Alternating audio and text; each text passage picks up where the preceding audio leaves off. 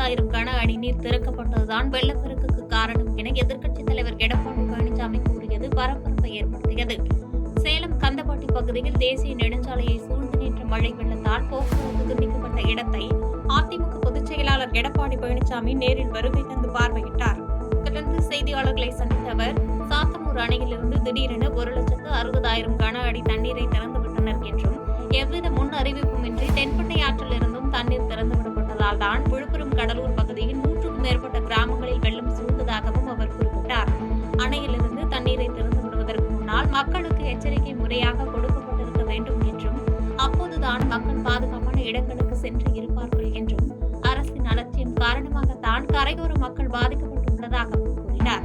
மேலும் போர்க்கால அடிப்படையில் வெள்ள நீர் வடிவதற்கு தேவையான நடவடிக்கைகளை திமுக அரசு எடுக்க வேண்டும் என்றும், பாதிக்கப்பட்ட மக்களுக்கு உடனடியாக நிவாரணம் வழங்க வேண்டும் என்றும் எடப்பாடி பழனிசாமி வலியுறுத்தியுள்ளார். சாத்தூர் டேம்ல திடீரென்று இரவு 2 மணிக்கு 1,62,000 கண்ணடி தண்ணீரை தென்பெண்ணை ஆற்றுல திறந்து விட்டாங்க. எந்தவித முன்னறிப்பும் கிடையாது. தொலைக்காட்சி கொடுக்கல, பத்திரிகை கொடுக்கல, பொதுமக்களுக்கு அறிவிப்பு கொடுக்கல. அந்த தென்பெண்ணை ஆற்று ஓரத்தில் இருக்கின்ற அந்த மக்களுக்கு எவ்வித ஒரு முன்னறிப்பு கொடுக்காம திடீரென்று சாத்தூர் அணையிலிருந்து 1,68,000 கனஅடி தென்பெண்ணை ஆற்றில் தண்ணீர் திறந்து விட்ட காரணத்தினால தென்பெண்ணை ஆற்றின் ஓரம் பகுதியில் இருக்கின்ற நூற்றுக்கணக்கான கிராமங்கள் அந்த குடியிருப்புகளை தண்ணீர் புகுந்து மக்கள் மிகுந்த சிரமத்துக்குள்ளாகிறாங்க. அதோட தென்பெண்ணை ஆற்று கரை உடைந்து அங்க இருக்கிற விழுப்புரத்தில் இருக்கிற நகரத்துல தண்ணி சூழ்ந்து காட்சியளிக்கிறது. கடலூர் நகரத்துல தண்ணி சூழ்ந்து இருக்குது. கடலூர் மாவட்டத்தில் ஒரு 20 கிராமங்கள்ல தண்ணி புகுந்திருக்குது.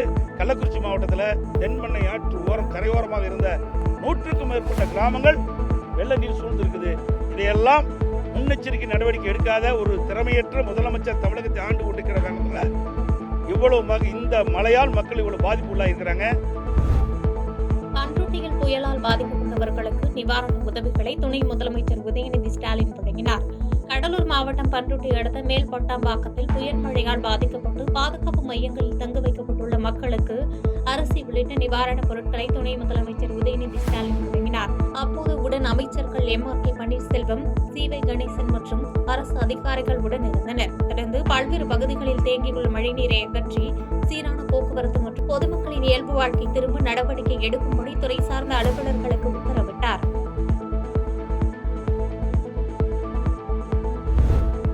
வெஞ்சல் புயல் மழையின் காரணமாக தமிழகத்தில் அதிக அளவு பாதிப்பு ஏற்பட்டுள்ளதால் தமிழக அரசின் கோரிக்கையை மத்திய அரசு ஏற்கும் என தமிழக நீர்வளத்துறை அமைச்சர் துரைமுருகன் தெரிவித்துள்ளார். வேலூர் மாவட்டம் காட்பாடியில் அனைத்து நாடுகள் மாற்றுத்திறனாளிகள் தின விழா நடைபெற்றது.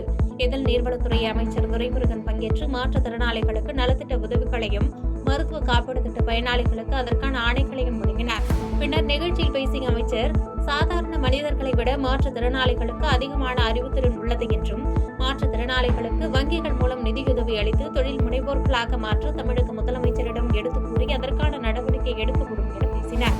பின்னர் செய்தியாளர்களின் கேள்விகளுக்கு பதிலளித்த அமைச்சர் துரைமுருகன், தமிழக மழை வெள்ள பாதிப்பு தொடர்பாக ரூபாய் 2,000 கோடிக்கு நிவாரணம் வழங்க குழுவை அனுப்பும்படி மத்திய அரசிடம் முதலமைச்சர் கோரிக்கை விடுத்துள்ளார் என்றும், மத்திய அரசும் பெரும் இடர்பாடுகளுக்கு செவி சாய்ப்பார்கள் என நம்புவதாக கூறினார். சாத்தனூர் அணை திறப்பு குறித்து சொன்ன மேதாவிகளுக்கு அறிக்கை கொடுத்துள்ளேன் என்று அமைச்சர் துரைமுருகன் கூறினார். முன்னதாக சாத்தனூர் அணை முன்னறிவிப்பு இல்லாமல் திறக்கப்பட்டதால் அதிக பாதிப்பு ஏற்பட்டதாக பாமக நிறுவனர் ராமதாஸ், பாமக தலைவர் அன்புமணி ராமதாஸ், அதிமுக பொதுச் செயலாளர் எடப்பாடி பழனிசாமி ஆகியோர் அறிக்கை வெளியிட்டிருந்தனர் என்பது குறிப்பிடத்தக்கது. சென்னை விமான நிலையத்தில் நாம் தமிழர் கட்சியின் ஒருங்கிணைப்பாளர் சீமான் பேட்டியளித்தார். அப்போது பேசிய அவர், திருவண்ணாமலை மாவட்டத்தில் நிலச்சரிவு ஏற்பட்டு 7 பேர் உயிரிழந்தது மிக துயரமான சம்பவம் என்று கூறினார். ராஜா அவதூறு பேசிவிட்டார் என்று குற்றச்சாட்டு எழுந்துள்ள நிலையில் அதைவிட அதிகமான வலைத்தளங்களில் அவதூறு பரப்புவர்கள் மீது என்ன நடவடிக்கை எடுக்கப்பட்டுள்ளது என்று கேள்வி எழுப்பினார். அனைத்து மாநில முதலமைச்சர்கள் மீதும் வருமான வரித்துறை சோதனை நடத்தப்பட்டு வருவதாக கூறிய சீமான், தமிழ்நாட்டு முதலமைச்சர் மீது மட்டும் ஏன் வருமான வரி சோதனை மேற்கொள்ளப்படவில்லை என்று கேள்வி எழுப்பினார். பெங்கல் புயலை ஒட்டி ஏற்பாடு செய்யப்பட்டிருந்த மருத்துவ முகாம்களில் இதுவரை 61,000 பேர் பயனடைந்துள்ளனர் என்றும், தொடர்ந்து மருத்துவ முகாம்கள் செயல்படும் எனவும் மக்கள் நல்வாழ்வுத்துறை அமைச்சர் மா. சுப்பிரமணியன் தெரிவித்துள்ளார். சென்னை கிண்டியில் தமிழ்நாடு டாக்டர் எம்ஜிஆர் மருத்துவ பல்கலைக்கழக பல் மருத்துவத்துறை சார்பில் டிஜிட்டல் டென்டிஸ்ட் என்ற தலைப்பில் கருத்தரங்கம் நடைபெற்றது. இதில் மருத்துவம் மற்றும் மக்கள் நல்வாழ்வுத்துறை அமைச்சர் மா சுப்பிரமணியன் கலந்து கொண்டு மாணவர்களிடையே பல் மருத்துவம் குறித்து சிறப்புரையாற்றினார்.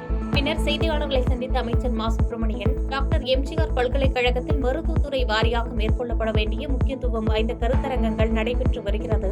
அதன் அடிப்படையில் டிஜிட்டல் டென்டிஸ்ட் என்ற தலைப்பில் கருத்தரங்கம் இன்றும் நாளையும் நடைபெறுகிறது.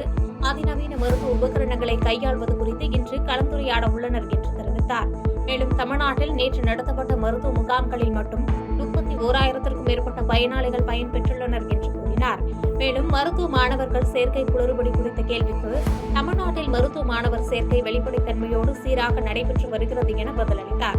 அரசியல் தலைவர்கள் ஏன் அரசு மருத்துவமனையில் சிகிச்சை பெற மறுக்கிறார்கள் என்ற கேள்விக்கு அரசியல் தலைவர்கள் கூட அரசு மருத்துவமனைகளில் சிகிச்சை மேற்கொள்கிறார்கள் என்றும், தான் 1 மாதத்திற்கு முன்பு ஓமந்தூரார் மருத்துவமனையில் ஆஞ்சியோ சிகிச்சை மேற்கொண்டதாகவும் பதிலளித்தார்.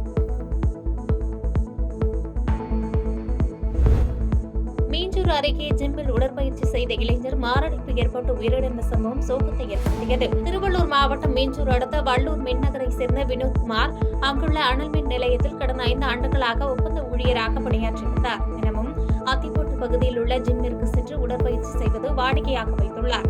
இந்நிலையில் இன்று வழக்கம் போன்று ஜிம்முக்கு சென்று உடற்பயிற்சியில் ஈடுபட்ட போது திடீரென நெஞ்சுவலி ஏற்பட்டு மயங்கி விழுந்துள்ளார். தொடர்ந்து அவரை அங்கிருந்தவர்கள் அரசு ஆரம்ப சுகாதார நிலையத்திற்கு அழைத்து சென்ற நிலையில் அங்கு பரிசோதித்த மருத்துவர்கள் ஏற்கனவே வினோத்குமார் இறந்துவிட்டதாக தெரிவித்தனர்.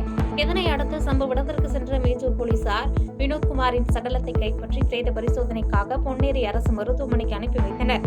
தொடர்ந்து இச்சம்பவம் குறித்து மீஞ்சூர் போலீசார் வழக்கு பதிவு செய்து விசாரணை நடத்தி வருகின்றனர். பாதகம் செய்பவரை கண்டால் நாம் பயங்கொள்ளலாகாது பாப்பா, மோதி மிதித்து விடு பாப்பா, அவர் முகத்தில் உமிழ்ந்து விடு பாப்பா. அண்மை செய்திகளை உடனுக்குடன் தெரிந்து கொள்ள இணைந்திருங்கள் இயம்நாடு தொலைக்காட்சியுடன்.